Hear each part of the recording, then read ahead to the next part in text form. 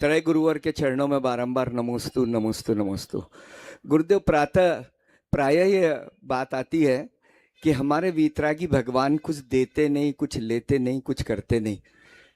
हम अपनी आस्था से भगवान की भक्ति करते हैं, पूजा करते हैं गुरुदेव। लेकिन जब एक स्टूडेंट एग्जाम देता है और एग्जामिनर उसकी कॉपी चेक करता है, उस कॉपी को चेक करने के बाद में वो वैल्यूएशन करता है कि कितने मार्क्स इसे दिए जाएं और कितने नहीं दिए जाएं, पास फेल, डेस्टिनेशन देना, जो भी देना, यह होता है।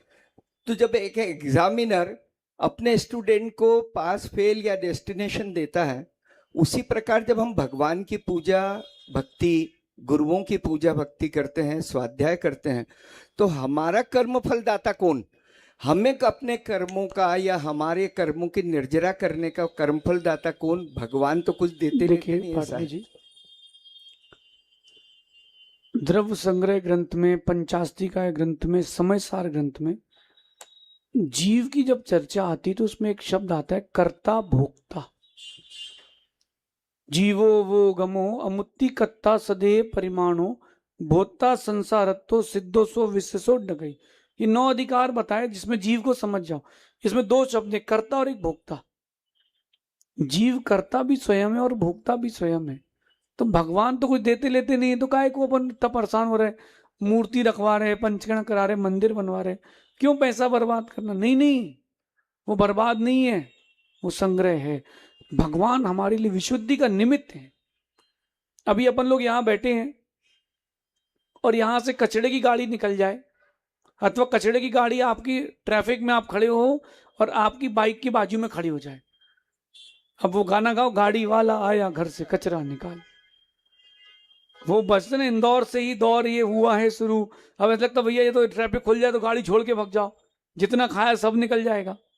तो वो बदबू जब आती है उसका निमित्त आपको हानिकारक होता है। अभी मंत्राक्ष में मैंने गंध चिकित्सा भी करवाई थी। सेकेंड डे मैंने सभी को फ्रेग्रेंस लगवाया था और फिर ध्वनि स्नान कराया था। वो 15 मिनट 20 मिनट ऐसे निकले जैसे 2 मिनट निकले हो। और जब फ्रेग्रेंस नहीं लगवाया था डे 1 में तो ऐसा लग रहा था ये भगवान तो और लंबा है, कितना कब तक चलेगा, जिन्होंने अनुभव किया होगा। तो ये निमित्त है। ऐसे ही भगवान हमारी विशुद्धि के निमित्त है। जब मंदिर के बाहर रखे शेर को देख करके बच्चा डर सकता है, तो अंदर रखे भगवान को देख करके भी भगवान की बनने की भावना आ सकती है। तो ये निमित्त है, लेकिन हम अपने कर्मों के कर्ता स्वयं हैं, अपने कर्मों के भोक्ता भी स्वयं हैं। कई लोग ऐसे आते हैं कि उनको भगवान से मतलब नहीं, वो आएंगे, अध्यक्ष जी को तो कोई मतलब ही नहीं है, लाइट देखो वहां की बंद है। अरे तुम लाइट देखने बंद आए कि मंदिर को देखने आए? कई लोग ऐसे आते हैं जो सिर्फ कम ही देखने आते हैं, तो आप लोग की भाषा में उसको कुछ और कहते हैं, समझ गए हो गया, है ना? तो अपन कर्ता और भोक्ता दोनों हैं। बस इतना ध्यान रखें, जैसा करेंगे वैसा भोगेंगे। आज इंदौर की मैं बात करूं तो इतना बड़ा प्रांगण शायद ही किसी मंदिर के पास होगा, और इतनी बड़ी समाज जो गुरु भक्तों की श्रेणी में आती है। तो मैं तो कई बार सोचता हूं कि एक व्यक्ति का पुरुषार्थ, यानी समाज का एक वक्त का पुरुषार्थ आने वाली पीढ़ी को कितना बड़ा लाभ देके जाता है। लेकिन पाटनी जी इतना ध्यान रखना, कोई लूपहोल छोड़ के नहीं जाना।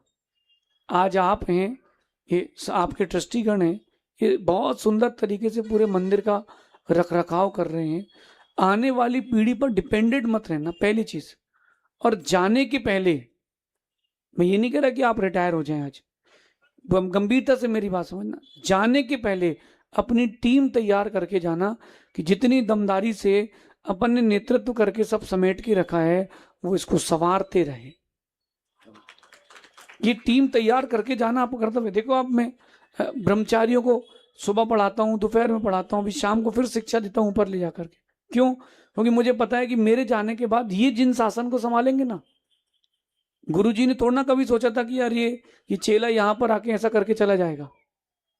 तो अपन अपनी पीढ़ी दर पीढ़ी भी बना के जाएं, ताकि एक संतति चलती रहे। जो हमने बहुत मुश्किल से समेटा है उसको आगे तक हम संवार पाए, ऐसा समझिए। ये